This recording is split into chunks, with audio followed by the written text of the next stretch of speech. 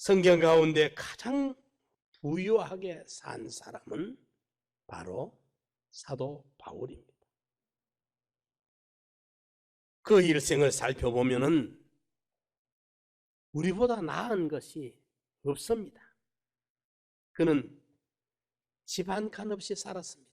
땅 한 평 살 그런 여유가 없었습니다. 가난했습니다. 굶고 줄이고 헐벗고 살았습니다. 그가 늘 드나드는 곳이 감옥입니다. 예. 그러나 그는 현실을 원망하거나 자신의 운명을 한탄하지 아니했습니다. 빌립보 교회에 보내는 편지를 읽어보면 감옥소에서 편지를 쓰면서 밖에 있는 사람들에게 항상 기뻐하라고, 쉬지 말고 기도하며 범사에 감사하며 살아라고 힘주어서 권면하고 있습니다. 그가 어디에 처했든지, 환경과 처지가 어땠든지 그는 넉넉한 사람, 부유로운 사람으로 참만족을 가지고 살았던 사람입니다. 그의 생애에 있어서 탄식하는 흔적을 찾아볼 수가 없습니다. 언제나 희망적이었습니다. 그는 이렇게 말합니다. 아무것도 가진 것이 없지만은 모든 것을 가진 자로다. 아무것도 가진 것이 없지만은 나는 모든 것 가진 자다. 사도 바울의 이런 부요의 정신, 이런 넉넉한 마음의 부요를 누리며 살았던 그것은 어디에서 가능했을까? 이런 부요함, 집 한 칸 없이 송곳 꼽을 만한 땅 한 평 없이 주로 감옥 생활에서 살았지만은 가난한 사람들에게 많은 부요를 줄 수 있던, 이런 영향력을 끼치며 살 수 있었던 그의 부요는 어디서 얻어진 것일까? 첫째로 그리스도 안에서 누리는 삶의 부요였습니다. 그리스도 안에서 얻어진 부요였습니다. 고린도서 4장 7절에 우리가 이 보배를 질그릇에 가졌으니 이는 능력의 심히 큰 것이 하나님께 있고 우리에게 있지 아니함을 알게 함이라고 말하고 있습니다. 우리 인간은 질그릇같이 연약한 존재입니다. 그래서 쓰러지면 부서지고 넘어지면 깨지고 병들면 탄식할 수밖에 없는 연약한 존재입니다. 그러나 엄청난 능력이 우리에게서 나오는 것이 아니라 우리 안에 역사하시는 하나님의 성령으로 말미암아 우리에게는 엄청난 능력, 질그릇 같은 내 안에 보화가 담겼다. 연약한 존재로서 쓰러지고 넘어질 수밖에 없었지만은 사도 바울을 그토록 능력 있게 살아갈 수 있게 한 것은 심령 속에 보화이신 그리스도의 영이 역사하셨기 때문에 가능했던 것입니다. 그래서 그는 무명한 자 같으나 유명한 자라. 우리 성도들은 세상적으로 드러낼 만한, 자랑할 만한, 내세울 만한 뭐가 없어도 무명한 자 같지만은 예수 그리스도 안에서 우리는 다 유명한 자가 될 수가 있습니다. 그래서 우리의 가치관을 바꿔야 됩니다. 우리의 돌아보는 것은 보이는 것이 아니요, 우리 성도들이, 믿는 자들이 가치로 여기는 것은 눈에 보이는 물질계의 해 아래에 있는 것들이 아니라 보이지 않는 것, 신령한 것, 영원한 것, 하늘나라에 속한 것, 거기에는 좀 먹거나 동록 쓸거나 도적이 와서 구멍 뚫고 도적질해 갈 수 없는 것. 그것이 있기 때문에 예수 그리스도 안에서 이 참만족을, 이 부요를 누리면서 사도 바울은 일생을 살았던 것입니다. 그분의 평생 감옥살이를 하고 항상 이렇게 살았지만은 그 마음 속에는 조금 더 가난이 그 속에 들어올 수가 없었어요.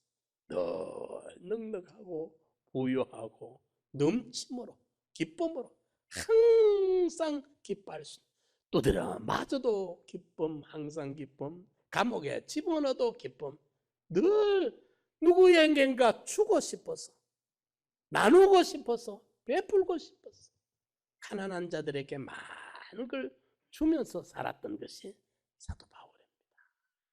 이것은 비단 사도 바울 한 사람의 이야기로 끝나는 것이 아닙니다. 예수 그리스도를 구주로 영접한 성도들, 하나님을 아버지로 믿는 자들은 사도 바울이 누리는 이 누림을 같이 우리가 이미 얻은 자들이기 때문에 이것을 우리가 덮어놓고 묻어놓지 말고 우리가 이것을 깨닫고 새롭게 우리가 발견을 해서 누리면 우리도 사도 바울과 같은 평생을 마음의 부자로 여유있게 넉넉하게 살며 갈 수 있는 것이 우리 성도들의 입장이요 소속인 줄을 믿으시기 바랍니다. 그리스도 안에서 발견되어지는 삶의 부요였던 것입니다. 두 번째로 긍정적인 인생관에서 누리는 삶의 부요입니다. 사도 바울이 이런 삶의 부요를 누릴 수 있었던 것은 매사에 긍정적인 삶의 자세, 긍정적인 시각을 가졌기 때문입니다. 긍정적인 삶의 자세는 언제나 희망을 주며 언제나 자기 자신에게 있는 것을 발견하고 감사하게 됩니다. 그래서 우리는 믿음의 눈, 믿음은 바라는 것들의 실상이요. 믿음을 가진 사람은 항상 바람이 있습니다. 소망이 있습니다. 또 하나님은 우리를 항상 우리 마음에 소원을 넣고 소원의 항구로 우리를 끌어가게 됩니다. 현재만 보고 사는 것이 아니라 미래를 바라보면서 살게 됩니다. 그렇기 때문에 항상 소망이 넘치게 되는 것입니다. 똑같은 환경을 살면서도 하늘을 보고 별을 보고 꿈을 꾸는 사람이 있는가 하면 땅만 내려다보면서 늘 부정적인 생각을 가지고 살아가며 불평과 낙심만 하는 이런 사람도 있습니다. 가나안 정탐꾼들을 우리가 신뢰를 들어서 볼 수 있지 않습니까? 12지파에 한 명씩을 뽑아 12명을 같은 시기에 동시에 12명을 뽑아가지고 가나안에 정탐을 보냅니다. 같은 시기에 같은 지역을 돌고 옵니다. 어떤 사람들은 봄에 가고 어떤 사람은 가을에 가고 어떤 사람은 겨울에 간 게 아니고 12명을 같이 보내요. 같은 시기에 같은 지역을 돌아옵니다. 그런데 12명의 정탐꾼 중에 여호수아와 갈렙은 믿음의 눈으로 봤을 때 한복, 감탄, 기대, 소망이 충만합니다. 하나님께서 이렇게 젖과 꿀이 흐르는 이 땅을 우리 위해서 예비해 주셨구나. 필경 이건 우리가 차지하게 되는구나. 얼마나 기쁘고 충만한지 돌아와서 외칩니다. 여러분이요, 그것은 젖과 꿀이 흐르는 땅이 우리를 기다리고 있습니다. 그런데 여호수아와 갈렙 외에 10명의 정탐꾼들은 믿음이 없는 인간적 눈으로 그것을 봤기 때문에 부정적으로 보여졌던 것입니다. 가나안에 있는 그 사람들은 너무 강력하고 용사들이고, 우리는 거기에 비하면 도무지 상대가 될 수 없는, 게임을 할 수 없는 그런 나약한 체질들인데 큰일 났다. 우리는 오더가도 못한다. 10명의 정탐꾼들은 믿음 없는 불신의 눈으로 보니까 모든 것이 어둡게 보이고 낙심하게 보여졌고 부정적으로 보였습니다. 이래서 그들이 돌아와서 보고 대회를 가졌을 때에 이스라엘 온 백성들에게 절망, 낙심을 주었습니다. 자기들도 망하고 온 민족을 생고생을 시키게 된 원인 제공을 했던 사람들입니다. 그러나 여호수아와 갈렙은 믿음의 시각으로 봤을 때 너무 거기에 하나님의 축복이 기대고 소망이 넘쳤기 때문에 피를 토할 듯이 외쳐도 다수를 따라가 버렸던 것입니다. 그러나 하나님께서는 여호수아와 갈렙에게는 그들이 밟았던 땅을, 정탐하면서 40일 동안 밟았던 그 땅을 그들에게 하나님이 주셨던 것입니다. 믿음의 눈으로 보는 우리 인생관을 바꿔야 돼요. 할 수 있거든이 무슨 말이냐? 믿는 자에게는 능치 못함이 없느니라. 우리 주님이 그 아들을 데리고 와서 할 수 있거든 좀 건져 주십시오 하는 그 아버지를 향해서 예수님이 책망하셨습니다. 할 수 있거든이 무슨 말이냐? 믿는 자가. 왜 믿는 자가 그따위 소리 하느냐? 응? 전지하신 하나님을, 전능하신 하나님을 믿는다면 주여 나는 믿음이 부족하지만은 주님은 능치 못함이 없으니까 주여 도와주시옵소서, 주님이여 역사하여 주시옵소서, 우리가 매달려야 되는데, 그래서 우리 믿는 성도들에게는 항상 원망 불평보다는 감사와 칭찬이 넘치는 말을 해야 됩니다. 할 수 없다 하는 말보다는 할 수 있다는 말을 해야 됩니다. 큰일 났다 하는 말보다는 문제 없다, 하면 된다, 해보자, 내게 능력 주시는 자 안에서 능치 못할 일이 없느니라. 빌립보서 4장 13절에 사도 바울은 그걸 경험 수도 없이 했어요. 내가가 아니라 내 안에 내게 능력 주시는 그 능력이 나와 함께하면은 나는 질그릇 같은 연약하고 부서질 수밖에 없는 초라한 존재지만은 내 안에 역사하는 그 능력이 항상 나와 함께 해주시기 때문에 염려 없다, 걱정할 것 없다, 할 수 있다. 이 시각으로, 이런 자세로 언제든지 긍정적으로 우리가 나아갈 수 있는 거예요. 이걸 좀 우리가 좀 가져야 되겠어요. 저도 그렇고 여러분도 그렇고 우리가 살아가면서 창조주가 우리 하나님이신데, 우리 아버지신데, 우리가 그분을 우리가 믿고 의지하고 참 감사하면서 든든하게 여기고 염려할 거 없이 두려움 없이 이렇게 나가야 되는데 왜 의심하고 말이죠.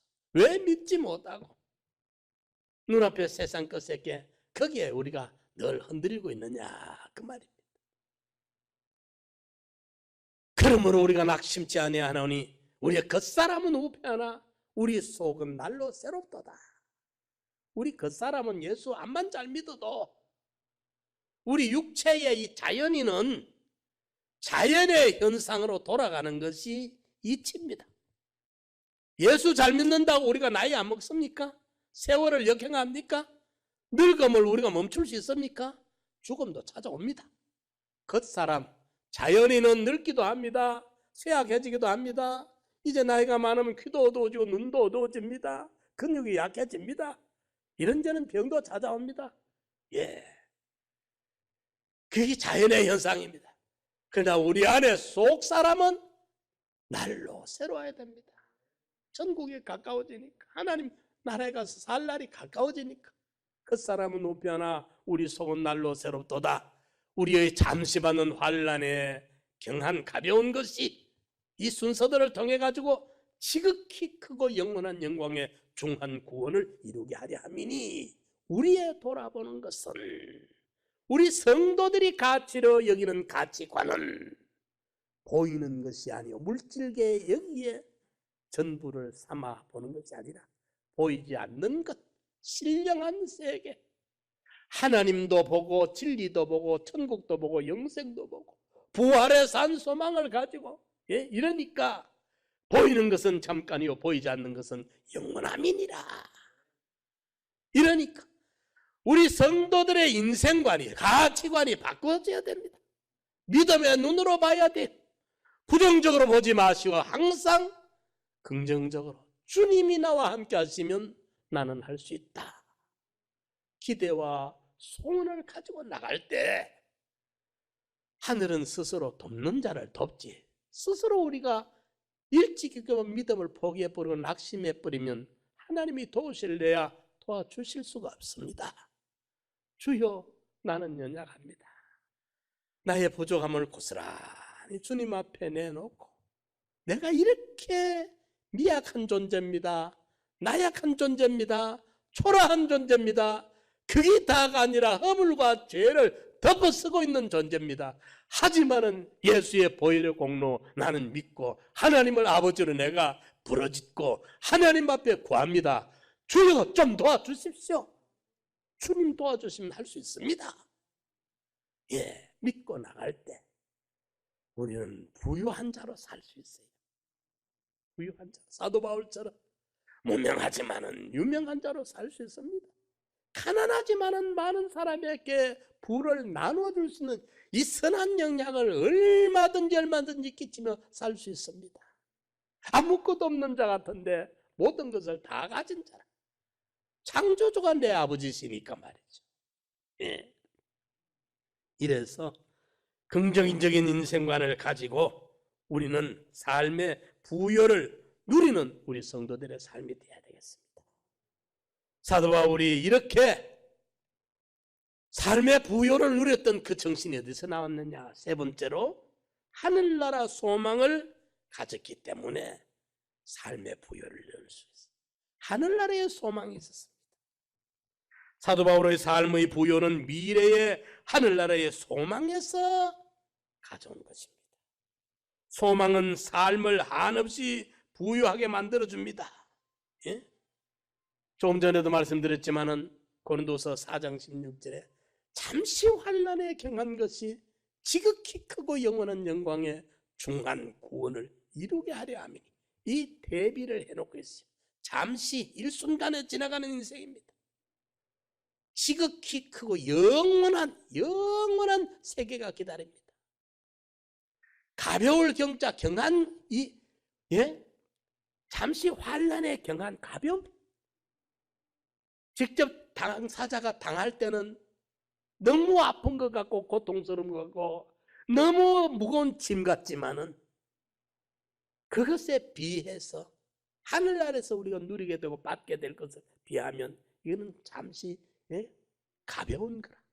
현재의 고난은 장차받을 영광과 좋게 비교할 수가 없다고 말씀한다.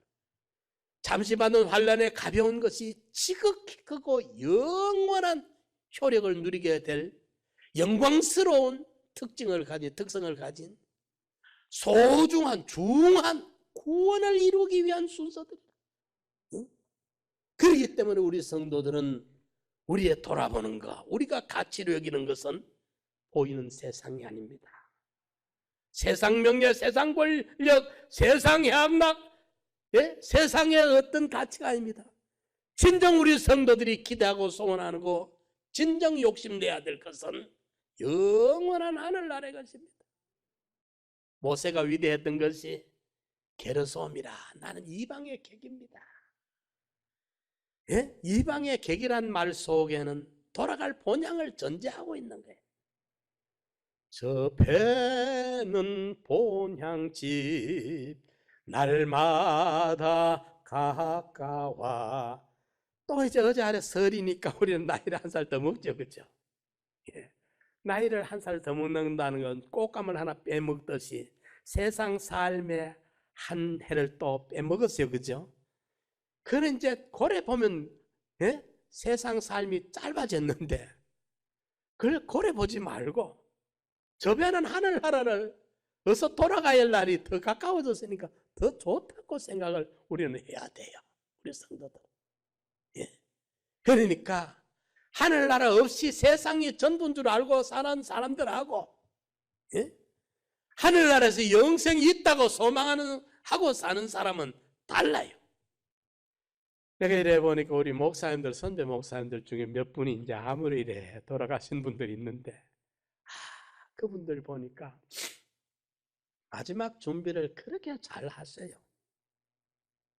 천국이 있다고 소망하고 있는 분들이니까 담담하게 그 암으로 인해서 오는 죽음을 마감을 정리를 깨끗이 하고 누가 봐도 은혜스럽게 믿음으로 불안에 떨고만 마지막 안 끌려가려고 막 발악을 하고 이게 아니라 충분한 여유를 가지고 마음에 그 준비를 하고 있고 모든 것을 정리하고 있는 걸 보면 예수 밖에 사는 사람들과 예수 안에 사는 사람의 차이잖아요. 영생이 있다고 사는 사람, 있다고 믿는 사람하고 죽으면 끝이다고 생각하는 사람과의 차이가 너무나도 다른 거예요. 그러니까 하늘나라가 있다고 소망하는 사람에게는 죽음이 끝이 아니라 죽음 너머의 세계가 열린다는 소망이 넘치니까 세상이 어떻게 이 사람을 감당했습니까? 그러니까 모세가 게르솜이라 본향에 대한 천국에 대한 동경심, 하늘나라에 대한 소망, 이게 항상 우리 성도들의 신앙의 한 축이 되는 거예요.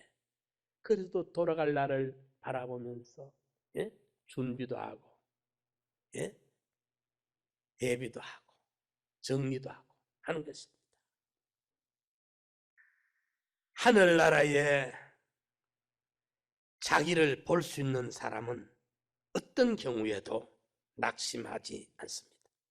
아무것도 없을지라도 나는 모든 것을 가졌다고 고백할 수 있습니다. 사도 바울의 가치관은 바로 여기에 근거한 것입니다. 영원히 산다고 믿는 사람과 나는 죽는다고 생각하는 사람의 이 차이는 엄청난 것입니다. 그러니까 정말 우리 예수 믿는다는 게 얼마나 다양한지 몰라요. 이게 내가 선택한 게 아니라 하나님이 허락하시고 계획하시고 내게 입혀주신 거예요. 거부할 수 없는 불가항력적으로 내게 던져주신 이 선물이라. 참 이 은혜를 우리는 입어버렸어요. 사랑하는 성도 여러분, 예수 그리스도 안에서의 우리의 부요를 우리가 이제 깨달읍시다. 이걸 찾아야 돼. 그리스도 안에서 삶의 부요를 우리가 누리고, 그러면 우리도 사도 바울과 같은 이런 고백을 할 수 있습니다. 내가 가난하지만은 나는 다른 사람에게 부요를 줄 수 있는 사람이고, 남들이 보면 근심 걱정에 쌓여 사는 것 같지만은 나는 기쁨을 그들에게 전해줄 수 있는 사람이고, 항상 기뻐할 수 있는 사람이고, 아무것도 가진 게 없는 것처럼 보이지만은 하나님의 아들 나라, 하늘나라를 내가 상속할 상속자인데 왜 내가 가난뱅입니까? 부자지. 나만은 내만큼 부자 나와보래요, 세상에. 이러니까 우리는 그리스도 안에서의 삶의 부요를 사도 바울처럼 회복합시다. 믿음의 눈으로 인생관을 부정적으로 보지 말고 긍정적으로 바라봅시다. 잠시 환난의 순서들이 있지만은, 현재 고난이 있지만은 장차 받을 영광과 비교 안 되는 거고, 잠시 받는 이 환난의 경한 순서가 지극히 크고 영원한 영광의 중한 구원을 이루기 위해서 필요한 요소들이에요. 과정들이에요. 이러니까 언제든지 우리가 긍정적인 시각으로 보면, 오늘 좀 힘들어도 어려워도 경제적인 어려움이 있습니까? 신체적인 질병이 있습니까? 코로나 때문에 너무 숨 막힙니까? 그 터널이 영원히 계속되는 거 아닙니다. 터널은 조금 지나면 이제 터널이 끝나요. 그러니까 우리 성도들은 다가올 미래를, 주님이 예비하신 그날을 바라보면서 나가야 되는 거예요. 긍정적인 눈을 가지고 하늘나라의 영원한 소망을 우리는 항상 가지고 하늘나라에서 내가 얻게 되고 내가 누리게 될 그 나라를 소망하면서 살면 우리는 부유한 사람이에요. 아무것도 없는 자 같으나 모든 것을 다 가진 여유 있는 사람으로 항상 넉넉하게 쫓기지 아니하고 여유 있게 나누면서 담대하게 감사하며 살아갈 수 있는 부유한 자의 삶을 살아가는 우리 성도들 되시기를 축원합니다.